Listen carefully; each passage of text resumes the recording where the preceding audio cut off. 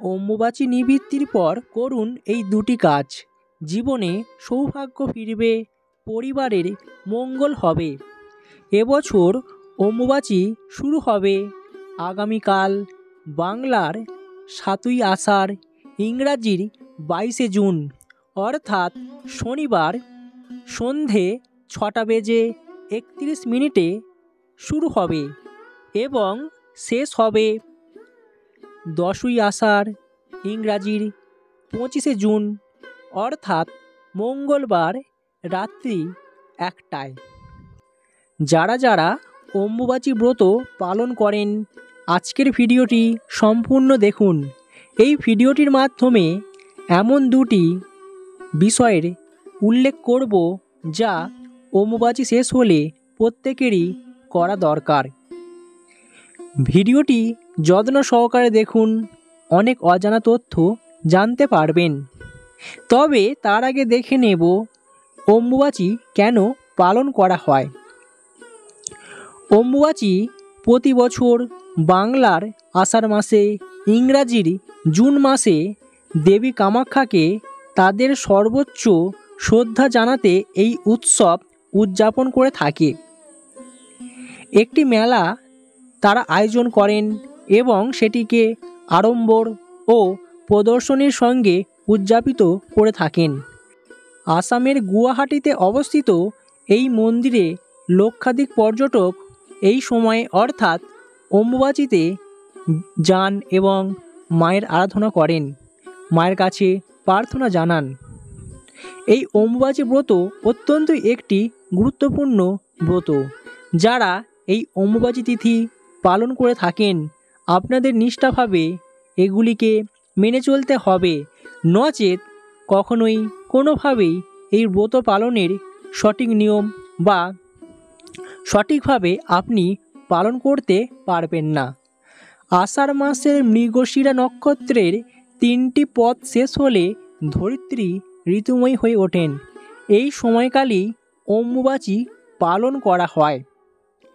জ্যোতিষশাস্ত্র মতে সূর্য মিথুন রাশিতে গমন করার সময়কালের পরবর্তী সময়কালই হচ্ছে অম্বুবাচী। এই সময়ে অম্বুবাচী পালন করা হয়ে থাকে।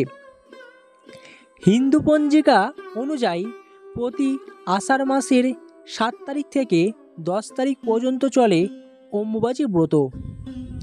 পুরাণ মতে ভূদেবী রজস্বলা হন এই সময়ে। ভূদেবী হলেন জগন্নাথ দেবের স্ত্রী।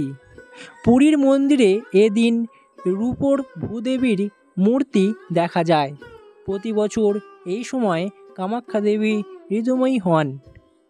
শক্তিপীঠের মধ্যে অন্যতম ও চতুর্থতম আদি শক্তিপীঠের মধ্যে একটি হচ্ছে কামাখ্যা মন্দির। এই মন্দির আজও নিয়ম রীতি মেনে পুজো করা হয়ে আসছে। পুজোর রীতি অনুসারে অম্বুবাচীর প্রথম দিন থেকেই কামাখ্যা দেবীকে লাল কাপড় বা ওড়না অর্পণ করা হয়। লোকবিশ্বাস মতে দেবীকে লাল অর্পণ করা হলে ভক্তদের ইচ্ছে পূরণ করেন দেবী। এদিন প্রতিমার চারপাশে সাদা কাপড় বিছিয়ে দেওয়া হয়।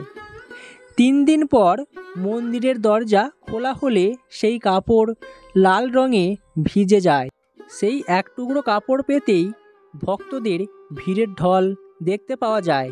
এই কাপড়ই প্রসাদ হিসেবে ভক্তদের মধ্যে বিলিয়ে দেওয়া হয়। টানা 3 দিন কামরূপ কামাখ্যা বিশেষ পুজো করা হয়। তবে এই 3 দিন দেবী মন্দিরের দরজা বন্ধ রাখা হয়। তবে এই 3 দিন অম্বুবাচী ব্রত পালন করা হয়। এই কয়েকদিন মাঙ্গলিক কাজকর্ম একদমই বন্ধ থাকে। যে কোনো শুভ কাজ যেমন গৃহপ্রবেশ, বিবাহ, অন্নপ্রাশন, উপনয়নের মতো শুভ কাজ করা হয় না। শুধু তাই নয়, এই সময়ে মাঠের কৃষিকাজও বন্ধ রাখা হয়। বীজ বপন বা রোপণ এছাড়াও জমি জায়গা কেনা, যে কোনো মন্ত্রপাঠও বন্ধ রাখা হয়। এই 3 দিন বিধবা মহিলারা ব্রত উপবাস পালন করেন। যারা এই ব্রত পালন করে থাকেন অবশ্যই আপনাদের নিষ্ঠাভাবে পালন করতে হবে। যারা এই সময় ব্রহ্মচর্য ব্রত পালন করে থাকেন তারা পুরোপুরি নিরামিষ খাবার খান। আবার অনেকে এই সময় বিভিন্ন ধরনের ফল খেয়ে ব্রত পালন করে থাকেন। বাংলা, অসমের পাশাপাশি উড়িষ্যাতেও অম্বুবাচী পালন করা হয়, তবে সেখানে একে রজ উৎসব নামে পরিচিত। আমরা যেমন অম্বুবাচী বা অমাবতী বলি, সেখানে রজ উৎসব নামে এটি প্রচলিত।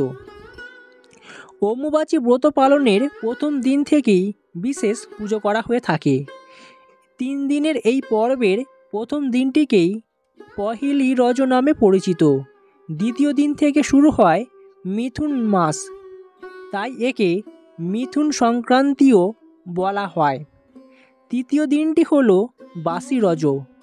চতুর্থ দিনে পালন করা হয় বসুমতী স্নান। তাহলে আপনারা এই ব্রত পালনের বিশেষ একটি কাহিনী বা এর ইতিহাস জানতে পারলেন। এবার আপনাদের জানিয়ে দেব অম্বুবাচী নিবৃত্তির পর কোন কাজগুলি আপনাদের করতে হবে। প্রথমে আপনাদের বলবো, আপনি আপনার বাড়ির আরাধ্য দেবদেবীকে যে লাল কাপড়ের আচ্ছাদনে ঢেকে রেখেছিলেন সেই আচ্ছাদন খুলে ফেলুন। সেই আচ্ছাদন খুলে আসন ধুয়ে দেবীকে স্নান করিয়ে পূর্বের মতো পুজো করুন। এরপর আম ও দুধ নিবেদন করবেন। অবশ্যই এটি অম্বুবাচী শেষ হয়ে গেলে করবেন। অম্বুবাচী চলাকালীন কখনোই কোনোভাবেই ঠাকুরের মূর্তি বা পটে হাত দেবেন না, স্পর্শ করবেন না। এই সম্পর্কে একটি ভিডিও করেছি, আপনারা অবশ্যই দেখে নিন। অম্বুবাচী নিবৃত্তির পর আচ্ছাদন খুলে ঠাকুরের আসন ধুয়ে দেবীকে স্নান করিয়ে আবার আগের মতো আপনি পুজো অর্চনা শুরু করুন এবং আম ও দুধ নিবেদন করবেন।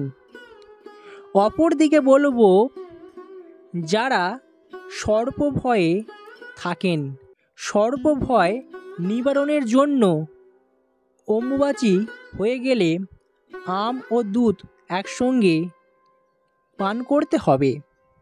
এই সময়ে আম ও দুধ একসাথে খেলে 1 বছর সাপের ভয় থাকে না। সাপের ভয় থেকে আপনি বিপদমুক্ত থাকতে পারবেন। কোনো ভয় আপনার জীবনকে ক্ষতির দিকে নিয়ে যেতে পারবে না।